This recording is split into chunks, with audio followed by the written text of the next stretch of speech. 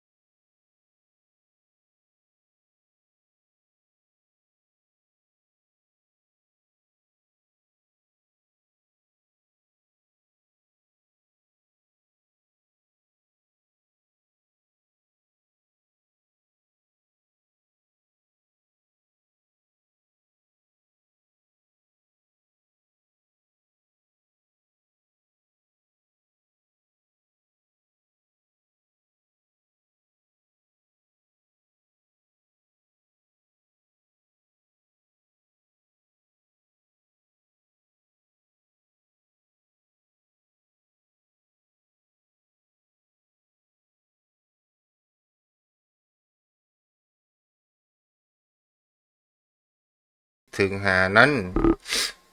มันดู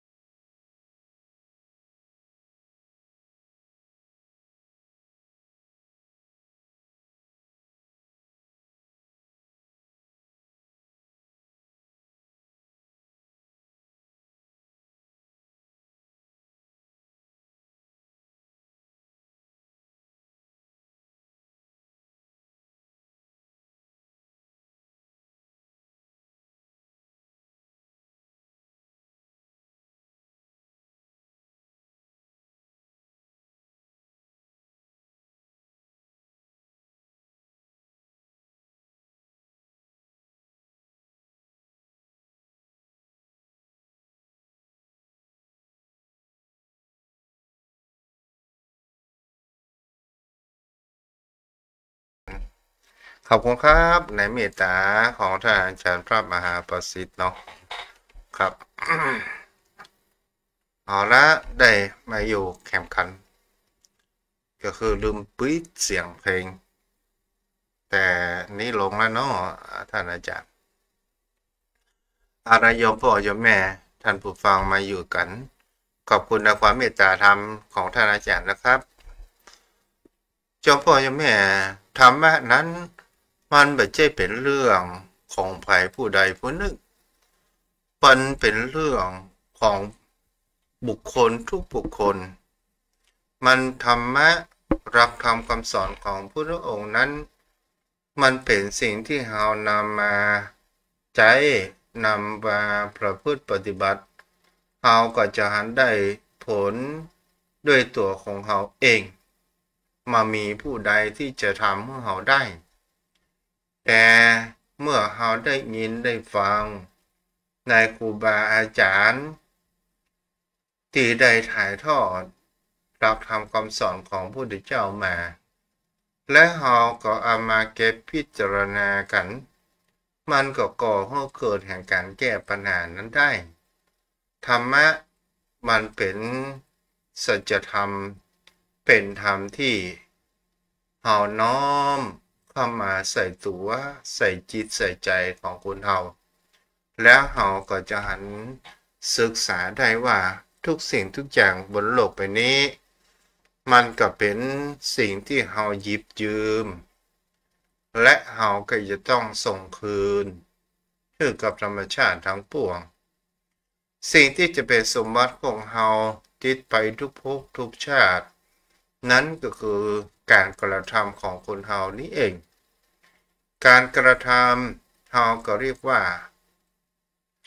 กรรมมันจะเป็นการกระทำดีเราก็เรียกว่าบุญถ้าการกระทำบดีเราก็เรียกว่าบาปสิ่งเหล่านี้ไปแล้วมันก็อยู่ในตรึงตาแห่งจิตใต้สำนึกของคนเราเมื่อจิตใต้สำนึกของคนเรานั้นมีที่ดีมันก็จะนำพาเรานั้นไปเกิดในภพภูมิที่ดีนี่เองแต่ว่าจิตใต้สำนึกของเรานั้นมีแต่ความโกรธความเกลียดความอาฆาตพยาบาทมีสิ่งที่บดีมันก็จะนำพาเอาไปในภพภูมิที่บดีนี่เองนี่แหละเป็นสิ่งที่บุคคลเหล่านั้นจะหันกันได้และศึกษากันได้ไปโยมพ่อโยมแม่ในสิ่งที่เราปัจจัยภายนอกแห่งเขาว่าเงินทองปัญญาต่างๆนานาเหล่านี้เป็นทรัพย์สินสมบัตินั้นมันเฮาใจในชีวิตอำนวยความสะดวกในชีวิตประจำวันในชีวิตอยู่บนโลกใบนี้เพื่อที่เป็นตัวอำนวยความสะดวกอย่างก็ตามที่พระองค์นั้นได้ตรัสบอกไว้ว่าถ้าสิ่งใดที่มีความสุดโต่งมากเกินไปนั้นก็ไม่ใช่ทางที่จะหลุดพ้นสิ่งใดที่หย่อนยานเกินไปนั้นก็ไม่ใช่ทางที่จะหลุดพ้นฉะนั้นก็คือสายกลางนั้นก็คือความมัชฌิมปฏิปทาก็คือความพอดีสถานญาติโยมทั้งหลายถ้าเราเกิดมาบนโลกใบนี้เรามัว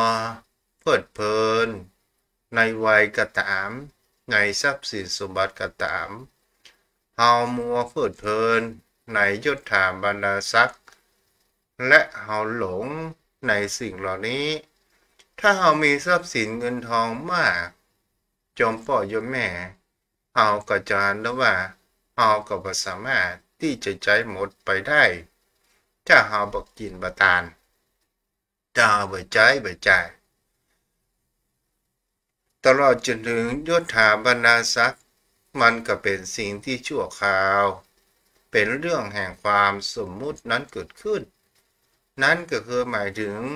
การทำหน้าที่ของแต่ละบุคคลที่ได้รับการศึกษามียศมีเกียรติ แต่ในการกระทำนั้นจะเป็นอะไรอย่างก็ตามถ้ากระทำบดีก็หมายถึงคำว่าจิตใจของเขานั้นประกอบไปโดยสิ่งที่เป็นอกุศลก็คือความคิดที่บดีผลออกมามันก็บดีถึงจะเป็นคนทุกข์คนยากแต่มีความจิตใจที่ดีมีจิตใจพอมีความอิจฉาริษยาคนอื่นและเป็นสิ่งที่จะเห็นได้ว่าบาซ้ำเติมยังตนตัวของเขาเองและกระทำเท่าที่ทำได้พอใจในสิ่งที่ตนมียินดีในสิ่งที่ตนเป็นพอแล้วก็ถือว่าเขานั้นก็อยู่พอประมาณเพราะว่าทุกสิ่งทุกอย่างนั้นมันก็ทิ้งไว้บนโลกใบนี้เสือทุกสิ่งทุกอย่างแม้กระทั่งร่างกายของคนเราถือว่าเป็นสมบัติอันล้ำค่าถึงเราจะรักแสนรักถึงเราจะบำรุงบำเรอมันมากมายก่ายกองแต่มันก็บ่สามารถที่จะติดตามจิตวิญญาณของเรานั้นไปได้แต่สิ่งที่จะติดตามวิญญาณที่เรียกว่าสมบัติหรือว่าบุญบาปที่จะนำพาเราไปในสู่ภพภูมิที่ดีและบดี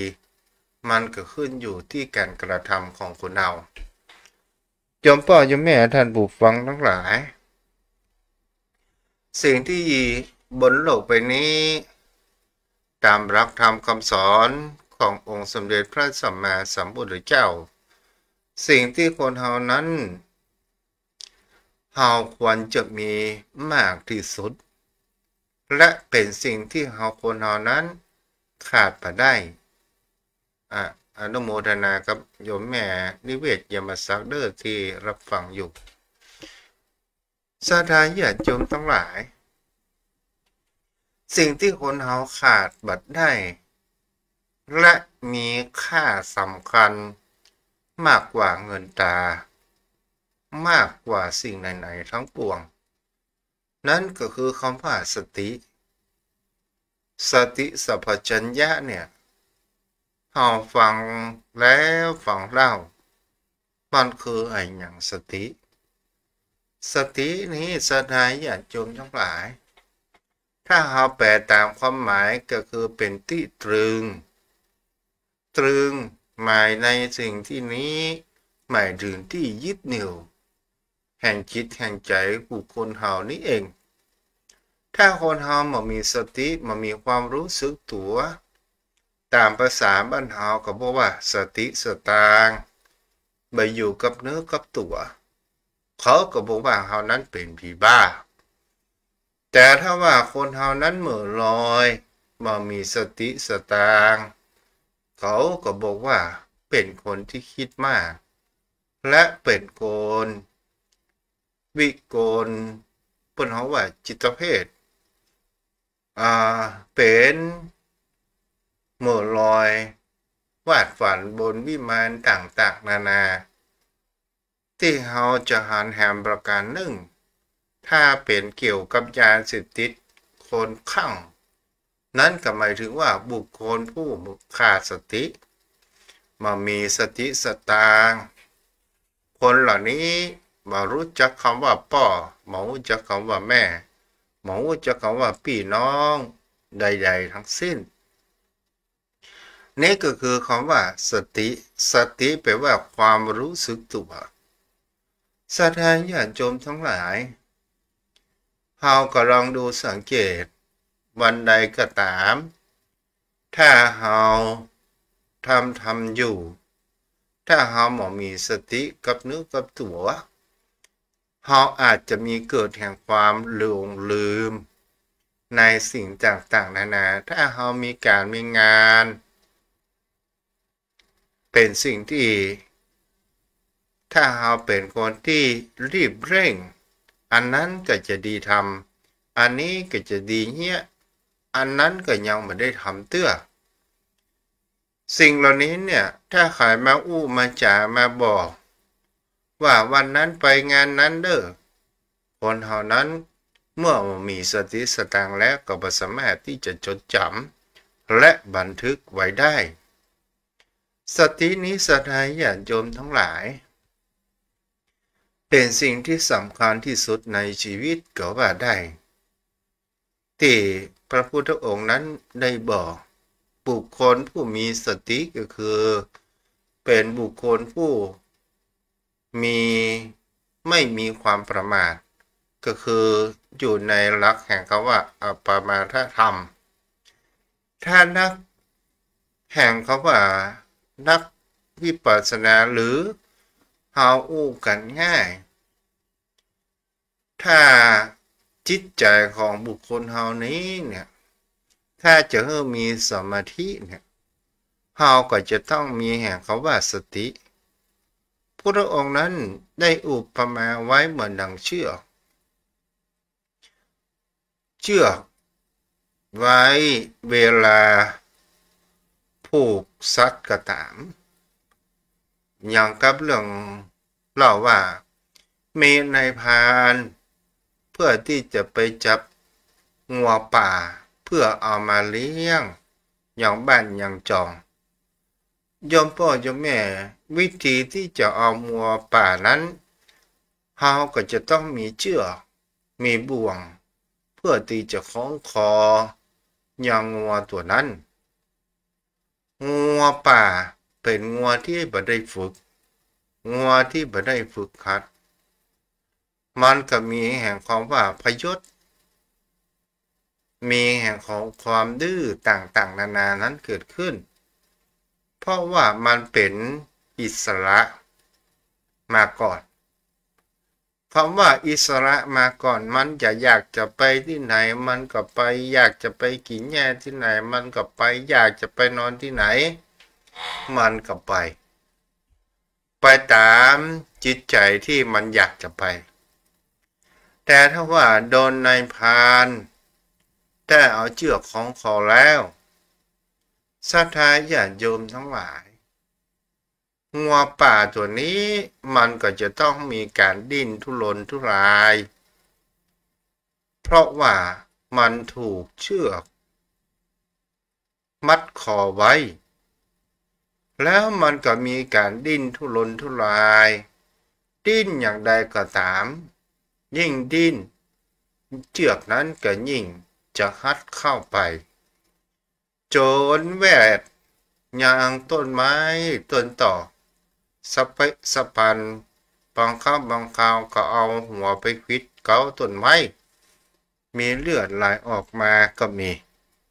นี่แล้วก็เป็นสิ่งที่จะเห็นว่าเมื่อเหนื่อยแล้วยอมแล้วก็เริ่มที่ต้องมานอนใกล้ที่เกาไม้ที่ผูกเชือกนั้นไว้และความพยศนั้นมันก็จะเสื่อมคลายและจะเกิดแห่งความเชื่องเกิดขึ้นทีนี้เจ้าของเมื่อปราบพยศได้ประมาณสัก3 วันก็จะต้องถูกแต่งดังเจ้าของนายพรานก็ได้เอาเชือกนั้นเมื่อแต่งดังแล้วผูกใส่ดังเสร็จเรียบร้อยก็จะต้องเอากลับบ้านงัวตัวนี้ก็เกิดแห่งความเชื่องก็ติดตามเจ้าของหรือว่าติดตามนายพรานนั้นไปในเรื่องนี้สถานญาติโยมทั้งหลายถ้าเฮาอู้ถึงว่าบนโลกมีนี้ความเป็นธรรมชาติของภายนอกนั้นทุกเจ้าจะบ่อู้ถึงเตื้อแต่ธรรมชาติของภายในธรรมชาติจิตของคนเฮานี้ถ้าเฮาบ่ได้ฝึกนี้ศรัทธาญาติโยมทั้งหลายมันก็จะไปตามอำนาจกระแสแห่งกิเลสที่มันมาเย้ายวนทางด้านตาก็ตามทางด้านหูเสียงจะมาทางด้านหูรูปจะมาทางด้านตากินจะมาทางด้านจมูกลิ้นก็ รสมันก็มาทางลิ้นสัมผัสมันก็มาทางกาย แล้วก็เกิดกระบวนการแห่งคำว่าขันวันนี้จะพูดเรื่องขันเรื่องมันลึกซึ้งโยมพ่อโยมแม่และเฮาก็จะหันแล้วว่าคนเฮานี้สายพ่องที่ชอบความชอบในสิ่งที่งามคนเราทุกคนก็ต้องชอบในสิ่งที่มันงามมันดูดีแม้แต่เพศตรงข้ามก็เช่นเดียวกันโยมพ่อโยมแม่เฮาก็ลองนึกสมัยโยมพ่อโยมแม่เข้าไปเป็นสาวเป็นบ่าวเฮาจะเอาบุคคลปักแบ่งมาเป็นภรรยากะจะเอาคนนิ้วข้างหนึ่งต้วนไปนิ้วหนึ่งเอามาเป็นสามีกันคนเฮาก็มาเอาแต่คนเฮานั้นจะพอกันภายนอกการนั้นเป็นส่วนใหญ่แต่บ่ได้ดูลึกซึ้งภายในแห่งจิตใจเกิดขึ้นนี่ก็เป็นสิ่งที่บุคคลเฮานั้นบางครั้งบางคราวเปิดห้องว่าเฮาหลงรูปเฮาก็หันว่าบุคคลหน้าตาดีจะมีความเข้าใจว่าจิตใจเขาจะดีเหมือนหน้าตาแท้ที่จริงบางคนบางท่านนั้นหน้าตาดีแต่จิตใจเหมือนสัตว์เดรัจฉานนั้นก็มีบุคคลผู้มีอัปลักษณ์อย่างใดก็ตามแต่เขานั้นเป็นคนที่มีความกตัญญูต่อพ่อต่อแม่มีจิตใจเปลี่ยนไปด้วยแห่งบุญกุศลเป็นบุคคลที่มีจิตใจงามมีจิตใจที่ให้อภัยมีจิตใจแห่งเขาว่าเมตตาธรรมอยู่เสมอและโยมพ่อโยมแม่ท่านผู้ฟังทั้งหลายในสิ่งเหล่านี้เนี่ยคนเฮาจะหาได้ว่าเฮาหลงในรูปมากกว่าที่เฮาจะลงจิตลงใจในการที่เฮาเอาจิตใจของเฮาเนี่ยไปปรุงแต่งก็อยู่ในขันธ์ห้าก็คือสังขารเฮาเอาไปปรุงแต่งว่าบุคคลนี้โอ้หน้าตาดีหล่อเหลาเฮากันสูงเงาเขาดีแม่หญิงคนนี้โอ้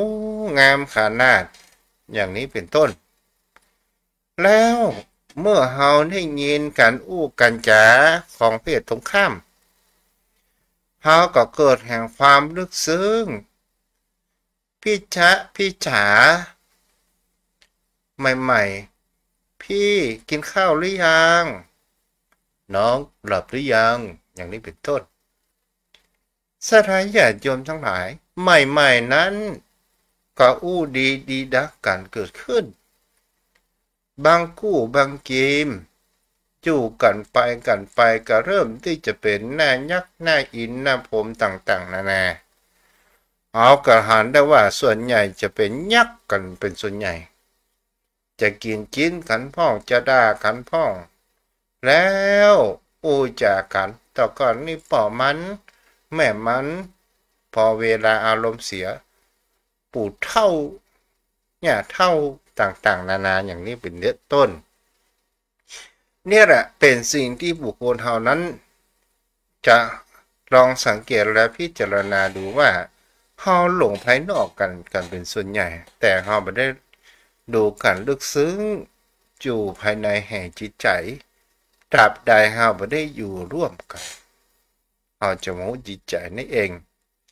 ต่อมาสถานญาติโยมทั้งหลายจมูกไฟพ่องชอบดมกลิ่นเหม็นเอามาซื้อหาเด้อหาอีแม่หอมหาอีแม่หอมมันมีที่ไหนพ่องหาหอมโยมแม่มันก็บ่มี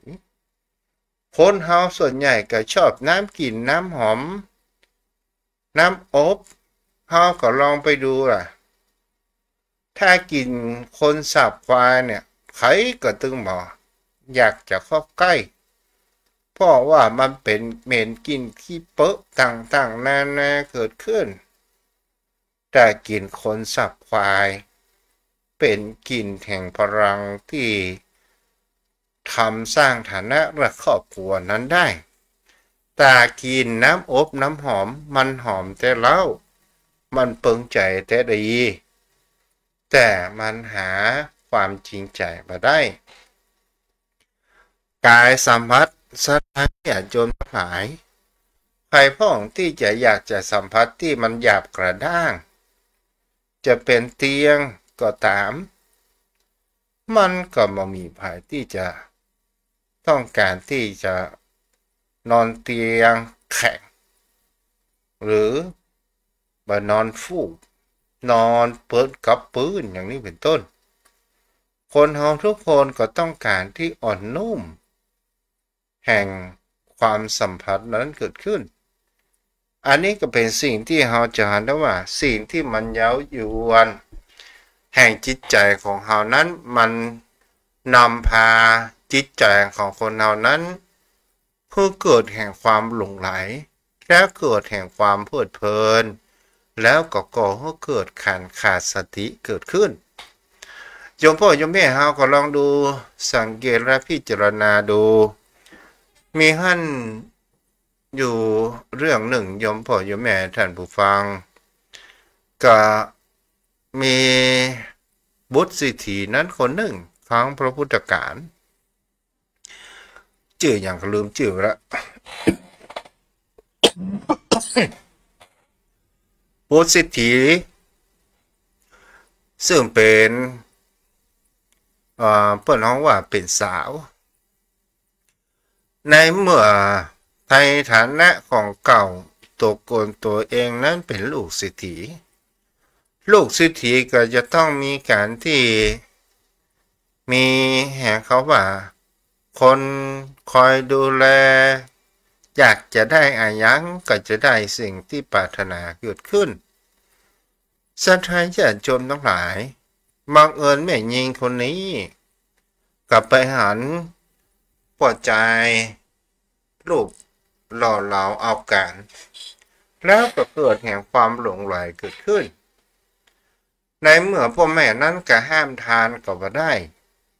เพราะว่าแม่ยิงคนนี้เกิดแห่งความหลงไหลในรูปของปัจจัยคนนั้นเกิดขึ้นก็เลยมาหันคำว่าหน้าป่อหน้าแม่หันแต่หน้าปัจจัยดูเหตุอาหารไปที่ใดก็หันหน้าแต่เธออย่างนี้เป็นต้นแล้วแม่ยิงคนนี้ก็ได้หนีไปตามพ่อจ่ายสถานญาติโยมทั้งหลายเมื่อหนีไปตามพ่อจ่ายพูดเป็นทาสรับใช้แล้วก็หนีประกันไปอยู่ในต่างถิ่นเมื่ออยู่ในต่างถิ่นแล้วเนี่ยนึกว่าพ่อจ่ายนี้เนี่ยจะมีความรักในตัวของตัวเองอยู่ตลอดไปความคิดและความเพ้อฝันผู้หญิงนั้นก็จะต้องการ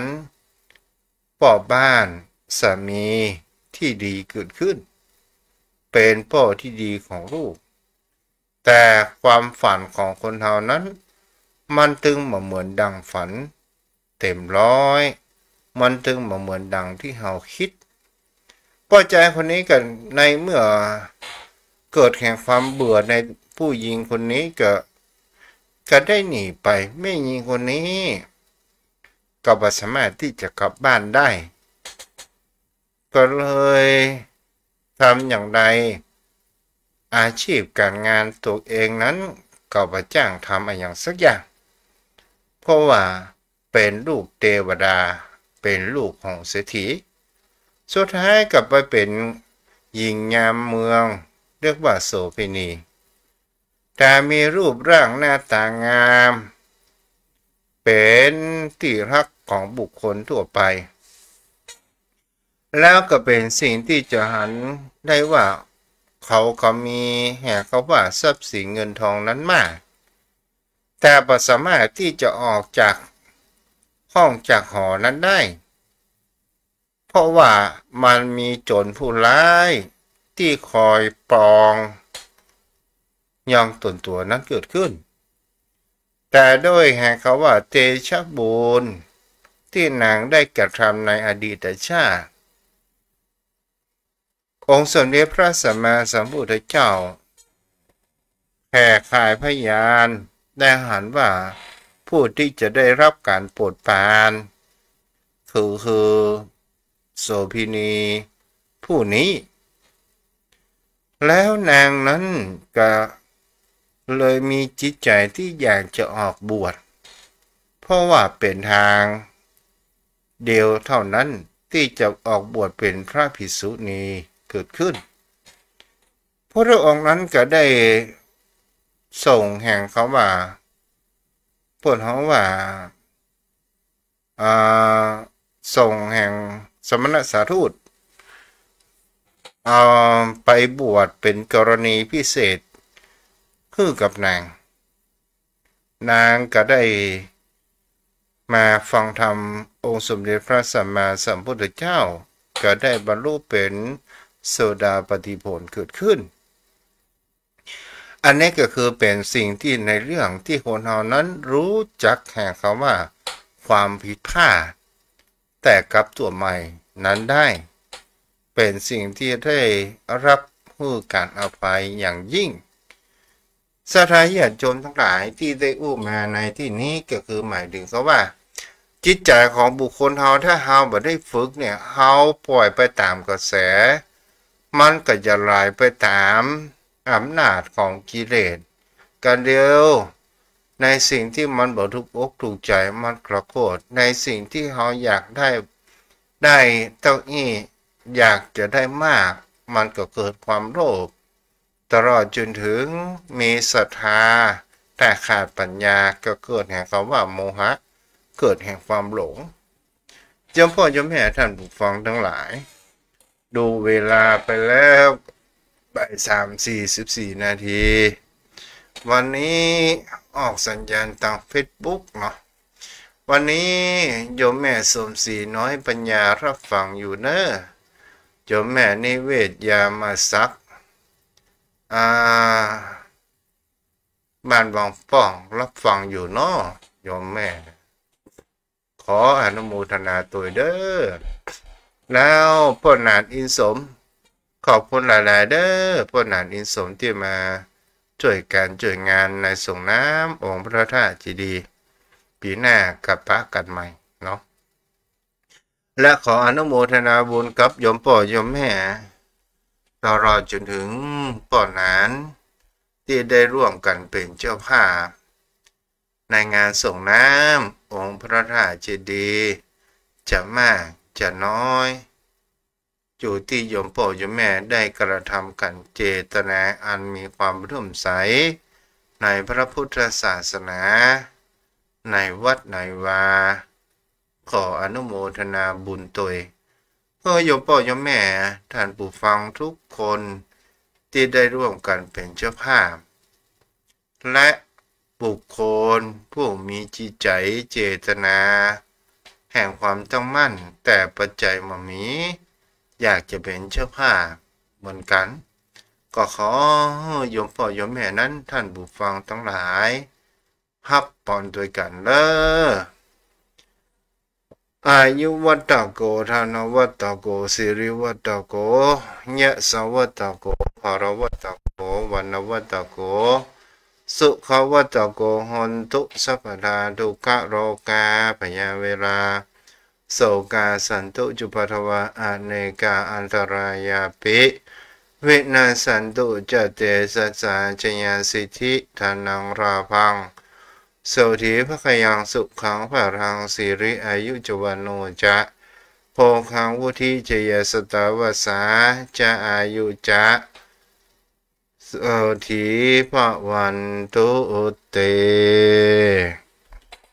เอาละโยมพ่อโยมแม่ท่านผู้ฟังวันนี้ฟังเสียงป่นนานเนาะเดี๋ยวเด้อป่นนานผู้ใดตามรับฟังทางโทรศัพท์มีแม่หอมป่าสางแม่หน่อยในเมืองเนาะเอาละ ตอนนี้ก็ได้เวลาสนทนาธรรมกับปนากรรมเพื่อให้เกิดแห่งปัญญาโยมพ่อโยมแม่เฮาทำตนตัวของเฮาจะไปให้เป็นโอนน้ำล้นแก้วทุกสิ่งทุกอย่างคนเฮาที่หูก็มีที่บ่หูก็มีเนาะขอกราบแบบไตรเรตาเมตตาบารมีธรรมท่านพระคุณเจ้าด้วยความเคารพสูงยิ่งครับท่านเจ้าครับวันนี้เสียงเป็นอย่างไรพ่อฮะปนานก็ชัดเจนดีแล้วท่านพระคุณเจ้าแต่ช่วงแรกๆมันมีเพลงขั้นอยู่เนาะจะท่านอาจารย์ฟังได้ครับท่านเจ้าฟังได้ครับชัดเจนได้เนื้อหาสาระดีครับท่านพระคุณเจ้าจะเนาะเพราะเพราะว่าลิงส่งสัญญาณมันหมดอายุอย่าได้โอนสตางค์เพิ่นเถอะมันเป็นอาศัยปัจจัยเพื่ออำนวยความสะดวกผู้อย่างผู้อันนะท่านพระคุณเจ้าถ้าตามเฟซบุ๊กนี่เสียงชัดเจนนี่กว่าปานนั้นชัดเจนกับท่านพระคุณเจ้าชัดเจนครับนะครับผมบ่โทรไปเสียหรอกนะก็ใช้เฟซบุ๊กนะครับเนาะแต่ว่ามันคนที่ฟังก็ฟังได้ที่เป็นฟังในเฟซบุ๊กนะครับเจ้าฟังยูก็ได้เดี๋ยวมันต่างเทคโนโลยีมันทันสมัยนะท่านพระคุณเจ้าแม่นละเดียวไล่มาประวัติการโอ้เอาหนึ่งมันก็ดีเนี่ยท่านพระคุณเจ้ามาตัวหนังสือน้อยๆเพราะเขามาหาที่นะเขาชัดเข้าไปว่าอ่านให้ด้วยมองไม่เห็นชัดมันอ่านชื่อหมดท่านพระคุณเจ้าวันนี้อู้เรื่องงัวพยศเนาะก็คือยังบ่ได้อู้ลึกซึ้งท่องแท้แต่นะก็คือจิตเหมือนกับงัวป่าเชือกเหมือนกับสติสมาธิก็คือการที่ปะประยชน์งัวนั้นลงจนอยู่นิ่งเนาะมันเป็นอุปมาอุปไมยของพระเจ้าอันนี้ก็ยังบ่ได้ลงลึกซึ้งเถื่อลงยังแห่งเขาว่าธรรมชาติของจิตอยู่เนาะอู้ถึงว่าจิตเนี่ยพวกนั้นถ้าเฮาอู้ถึงไปแล้วมันก็คือเหมือนกับว่าเป็นเทพถ้าสมัยแต่ก่อนนี่มันก็เป็นเทพเป่าเนาะถ้ามันยังไม่ได้ถูกบันทึกเตือนนะถ้าในสมัยปัจจุบันก็เหมือนคอมใหม่ๆมันก็ยังไม่มีข้อมูลที่จะได้บันทึกเตือนให้กับปนันเพราะว่ามนุษย์คนเฮาเนี่ยเกิดมาแล้วใช่ว่าจะประเสริฐไม่ประเสริฐตรงที่เกิดมาเป็นมนุษย์เท่านั้นเองครับแต่ถ้าได้ฝึกฝนได้ครับมีคุณธรรมอันนั้นถือว่าเป็นมนุษย์ที่ประเสริฐครับมนุษย์จะประเสริฐได้ด้วยการฝึกในที่นี้ก็คือการคัดเกลาบางที่ก็อาจจะใช้คำว่าทรมานในที่นี้ก็คือว่าการอดทนในการศึกษาด้วยการฟังด้วยการคิดในการพัฒนาตัวของเราอยู่ๆแล้วมันจะประเสริฐขึ้นมาเองไม่ได้ครับเพราะทุกคนถ้าเกิดมาแล้วต้องได้รับการศึกษาต้องมีคุณธรรมควบคู่กันไปถ้าบางคนที่เกิดมาแล้วไม่ได้รับการศึกษาพวกมันก็เป็นคุณมีปัญญาโจรหมดครับการฝึกตนการค้นคว้าวิชาความรู้นี่เป็นผู้ที่ประเสริฐครับท่านเจ้าเพราะนั้นว่าถ้าเฮาอู้เรื่องจิตใจของคนเฮานี่นะเพราะนั้นว่าไอ้ยังเป็นพี่เลี้ยงของจิตมันก็จะมีสติสัพพัญญะที่คอยสอดส่องดูแลความรู้จิตของเราได้ลงไหลไปในทางที่ต่ำเพราะธรรมชาติของจิตนี่มันไหลไปสู่ที่ต่ำนี่มันเป็นเรื่องธรรมชาติของมันอยู่แล้วแต่ว่ามันต้องมีสติควบคุมมันมีสัพพัญญะอยู่แล้วมันแล้วก็จิตนั้นถ้าฝึกฝนดีแล้วก็เกิดปัญญาแล้วเปื่อนที่ชั่วเนาะว่านั้น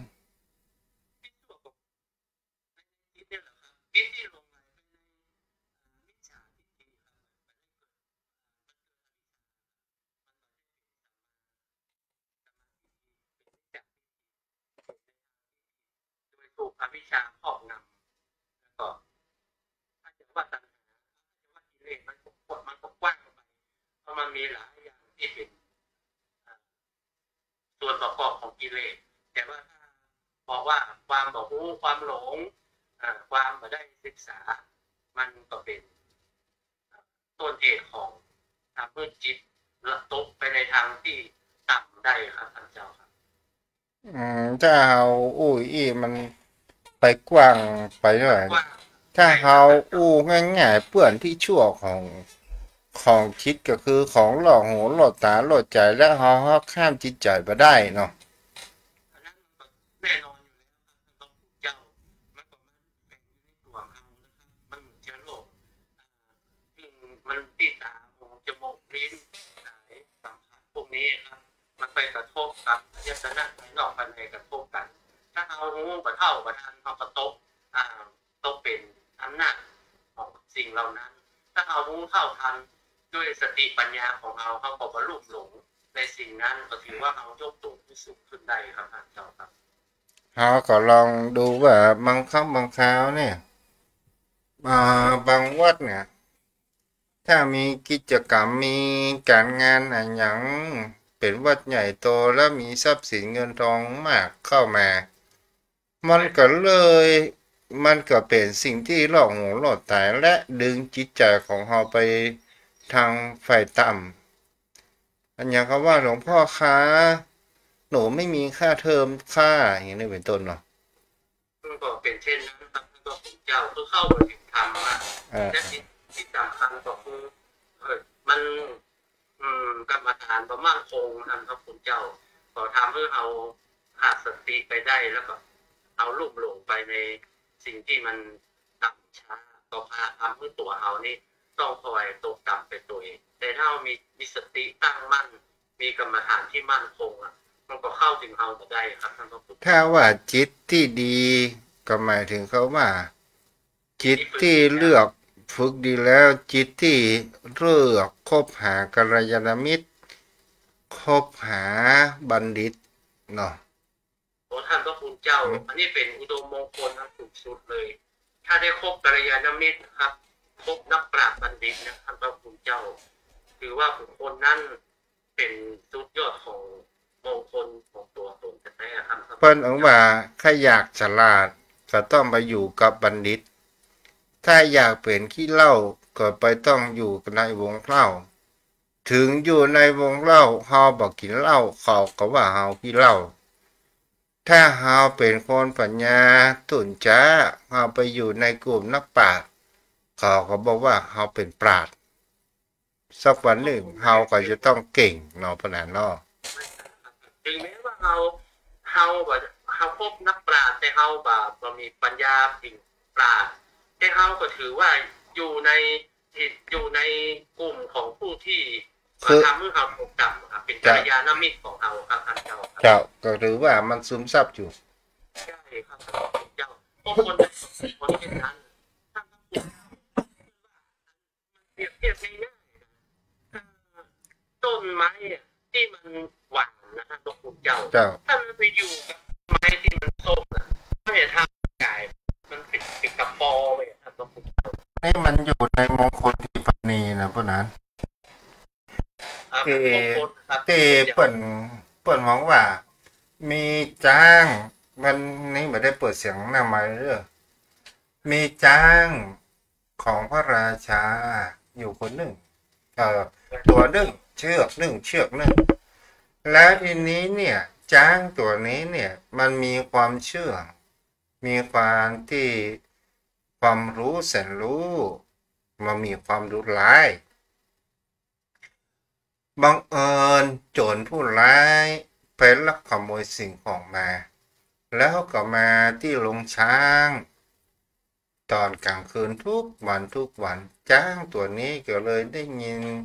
โจรผู้ร้ายมีแห่งก็ว่าป่นเขาว่าชิงป่น